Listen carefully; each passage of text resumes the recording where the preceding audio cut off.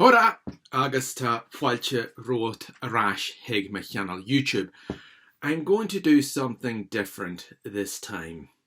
I'm going to speak in English, and I tell you why I'm going to do it, because I've put out videos on Meath Irish, Rathlin Irish and Irish of the Glens of Antrim, etc. And I realise, especially in some of those places where people don't speak Irish, and one of those is Rathlin.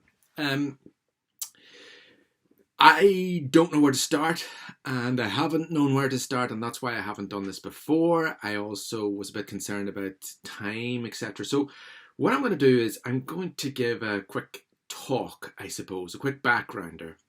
And if people want to ask me questions, well, I'll answer those in due course, and perhaps I'll do a presentation at another stage. But I think I should just get on with it and do it rather than not.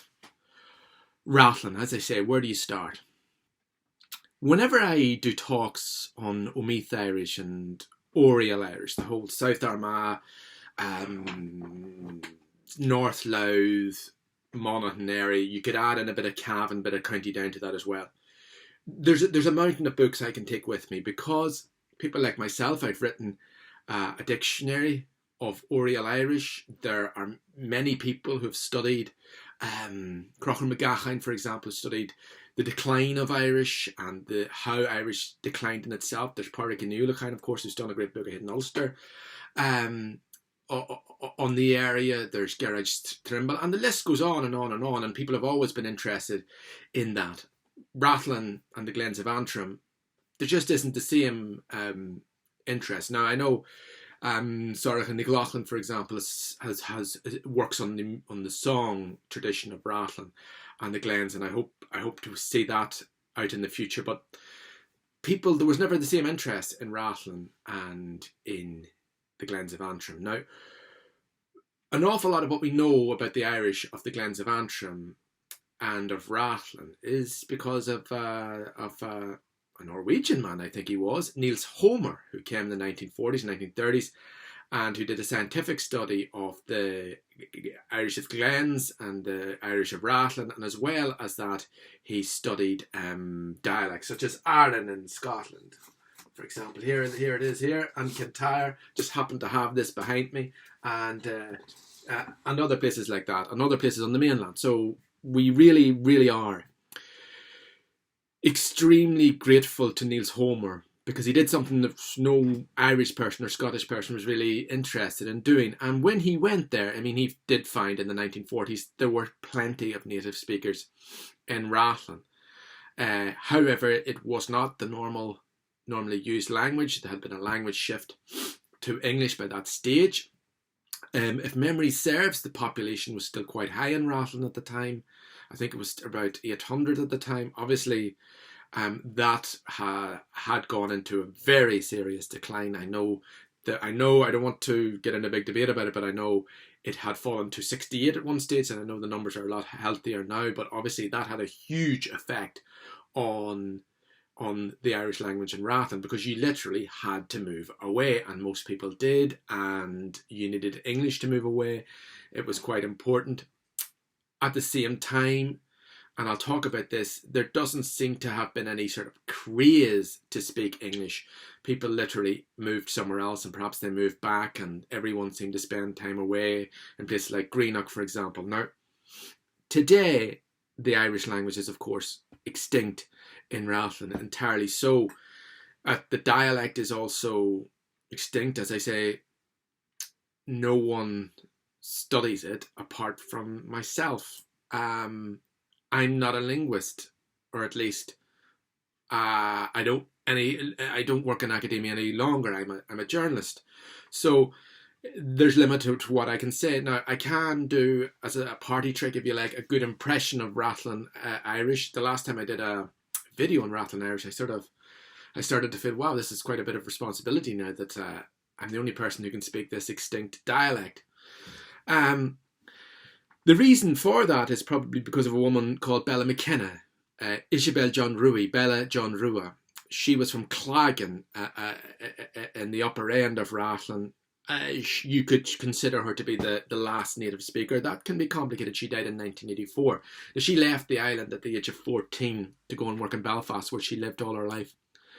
So obviously, her Irish was the Irish of a 14-year-old, and by the time she got to old age, I suppose she'd forgotten a lot of it. But she clearly retained most of it. The problem is that the dialect was so distinct that she couldn't really speak to anyone, and people weren't really interested. And so we have a famous video recording of Bella John Rua speaking.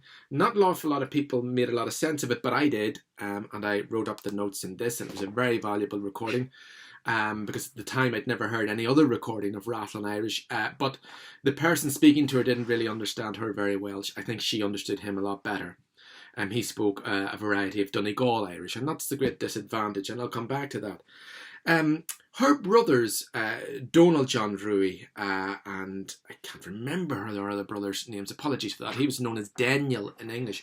They spoke to a Swiss linguist by the name of Heinrich Wagner. Now, at the time they were living outside Ballycastle, and they were very capable Irish speakers. This was in the 1950s. It remained their first language for the simple fact they spoke Irish together.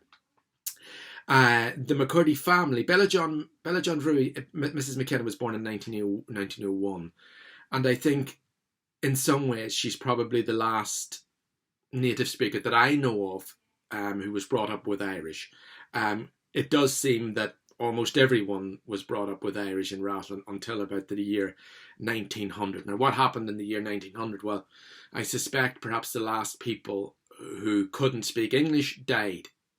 And when that happens, and if people are bilingual, they can speak one language or the other, they tend to start speaking one more, and in that case, it's English. But Bella McKenna was born in 1901. Now, she was the last, I suppose, out-and-out native speaker and she died in 1984. But I think the story of Rathlin Irish comes to its end in the year, actually, 2012, if I get my dates right. Then the 26th of June 2012, with the death of Alex Morrison, who was a relative of Bella McKenna, and he was born in Greenock in Scotland to Rathlin parents in 1915. His mother died when he was very young, and he was sent to Rathlin, and he was brought up by an elderly aunt. And often when we talk about the last native speaker of any dialect or language, it always comes down to the elderly aunt, and she brought him up. I'm not sure if she spoke an awful lot of English, and that's probably why he was spoken to in Irish. But over the course of his very long life, clearly he was certainly not conversational Irish. But we have to say this, but who would have been able to speak to him? Because his dialect was so different, and etc. So despite that, I think we can clearly say he was at least a semi-native speaker. I don't know if anyone's seen this. Anyam, he gave a collection of place names which were clearly in the place names recollection of a native Irish speaker, literally hundreds of them, to a place name expert, Donald McGillespie. That's very valuable. Alex also did interviews with the School of Scottish Studies in which he revealed his vast vocabulary. His vocabulary in Irish was such that, you know, he must have been. You don't learn that. He had so many words for things to do with agriculture, etc. So he always retained that. The last native speaker that I understand who was living in Rathlin was a man called Frank Craig, who I understand died in 1970. Again, he was born in 1895. He did say that his parents deliberately brought him up to be an Irish speaker. But something strange had happened. He, like many other people, Irish had fallen out of use in Rathlin, and he wasn't as fluent as he once was when he was older. And again, he could remember things and he could say things in Irish, but he didn't seem to know what he was saying in Irish. He seemed to have two brains. Another man like that was Bob McCormick, who lived behind McCook's pub. Now, he's very important now because we have recordings of Bob. Not much Irish, but enough to hear what the lower end Gaelic was like. There were basically three dialects in the island. Lower end was considered to be more Scottish sounding. the differences aren't great now, you know, and the upper end more Irish, if you want to put it in those terms. Of those, that's a bit of a crude way of putting it, if you want to put it like that. But he was still alive in 1961. I don't know when Bob McCormick died, but people do remember Bob McCormick and Rathlin, and that's very interesting. I don't think I've ever met anyone who remembers Frank Craig, but he died in 1970. So those are the sort of the final native speakers, and as I said, they were mostly recorded. Bella McKenna was recorded. Her brothers weren't recorded to my knowledge, but they did give information and was written phonetically for the Linguistic Atlas and Survey of Irish Dialects. Alex Morrison's certainly been recorded. I apologise. I have heard Bella McKenna's brothers speaking, and they clearly were very, very fluent, and they had stories, etc. I apologise for that. They were recorded by RTE. A man called Prunches O'Conlon went to Rathlin to record the Irish, and it was funny enough, he went into McCooick's pub and he met Bob McCormick at the bar, and he had a conversation in fluent Irish, and he said, "Bob, will you wait there until I come back and get my recording device?" By the time he got back to McCooick's, Bob said he couldn't remember any Irish at all. So, but he was coaxed, and when he was asked where did he get his Irish from, he said Ashmar, Ashmavar, from my mother and my father. Where do you start in the dialect? The dialect's quite distinctive, but it's a mistake to say it's Scottish Gaelic. Its nearest relative is clearly the Irish of the Glens of Antrim, quite close to the Irish as it was in Derry, for example.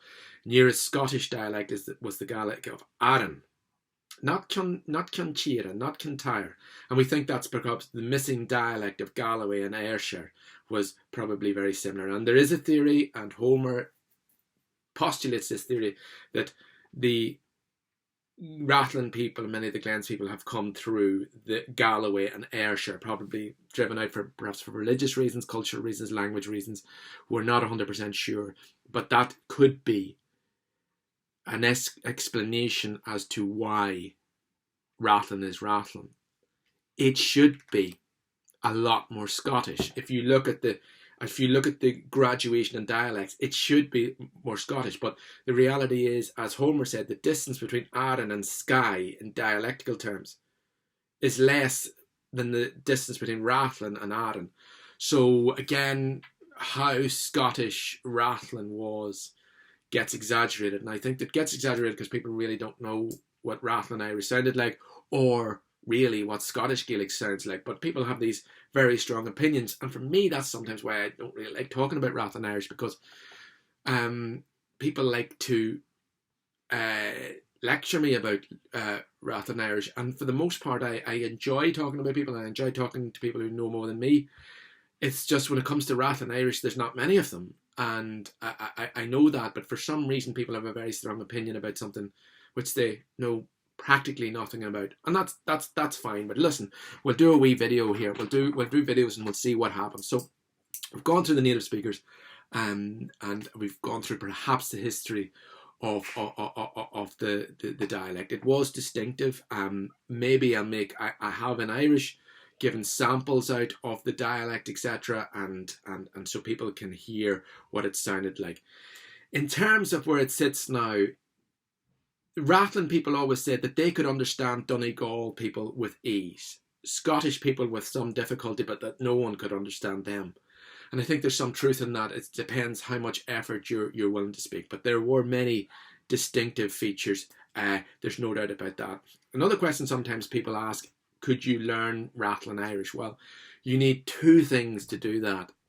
First of all, a very talented linguist who's prepared to go and study the IPA, to listen to the recordings, to really bring up that expertise. That linguist needs to have an interest in people and revival and language, and that person also needs to be a really good impressionist. And sometimes I find that people who perhaps don't have a background in linguistics but are really, really, really good impressionists can bring dialects to life. They're acting, but you know, it is possible to do. My best advice would be to someone who's interested in it is to, I suppose once upon a time I would say, well, get yourself to Arran. Gaelic died in Arran in the 1980s. Get yourself to Kintyre. again, that's gone. Get yourself to Ela. There is Gaelic in Ela. I've been to Ela. I've spoken in Gaelic in Ela, but again, we're down to a few dozen people. Although listening to a speaker from Port Ellen at the southern end of Islay, I have to say, it was really, to my ear, sounded very much like Rathlin. But if you really wanted to learn, I would say get to Fanad, Raskull in North Donegal, or your fellow islanders, for example, in Tory. Learn that dialect, learn the living dialect, learn the living language, and then if you wanted to, you could adapt it. You could use recordings, learn the stories that are recorded off by heart, learn the phrases, and you could get somewhere with that. I will speak about this in English again sometime. I think I've spoken long enough. And again, any questions? Anybody wants me to make a video about any aspect of Rathlin or to read a story out example, well, just let me know. I have written a book, Rashgil Rathlin agus Ella, which I cannot find at this minute in time, and it's written in Irish. I have a website, rathlinggaelic.blogspot.com, a little blog which I can't change now because I lost the password, and there is a lot of information on Rathlin there. I have a great interest in Rathlin Irish and great interest in the Irish of the Glens. I wish more people did. They don't. They never really did. I don't really have an explanation for that. Maybe other people have a reason for it. So, until I speak again, Beannacht live. And that's how you say goodbye in Rathlin. Beannacht live. Slán.